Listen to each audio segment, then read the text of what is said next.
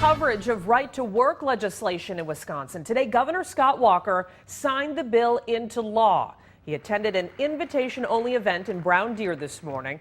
The signing ends nearly a month of debate and protests. Governor Walker told supporters right to work is right for Wisconsin.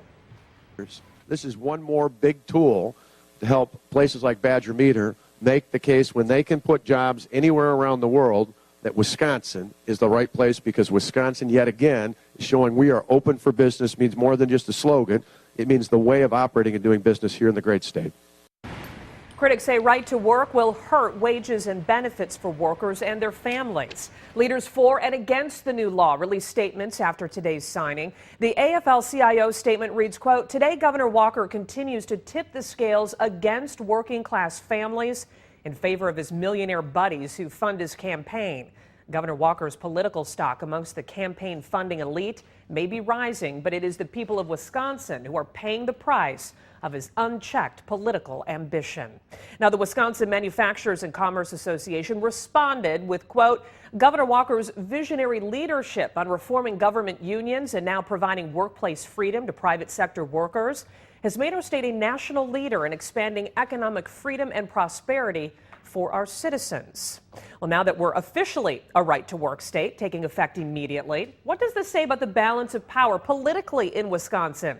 NBC 26's Alex Hagan is live at 6 tonight with a closer look.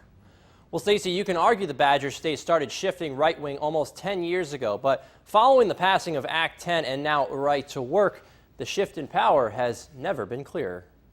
Gentleman from the 43rd, 2 minutes. Following several weeks my colleagues to vote for this bill of heated debate, it was the time for Republicans to act. We are going to join 24 other states who have that same love for liberty. I've been fighting for 23 years for this. Are you kidding me? Despite the fight coming from Democrats and protests from union members. Just one more example of right-wing fanaticism on steroids. It just wasn't enough. After all, Republicans owned a slight majority in the Senate, an even larger one in the Assembly. The conservative Republicans have become ascendant in our state. Associate Professor of Government Arnold Schober says the shift in power can really date back to Act 10.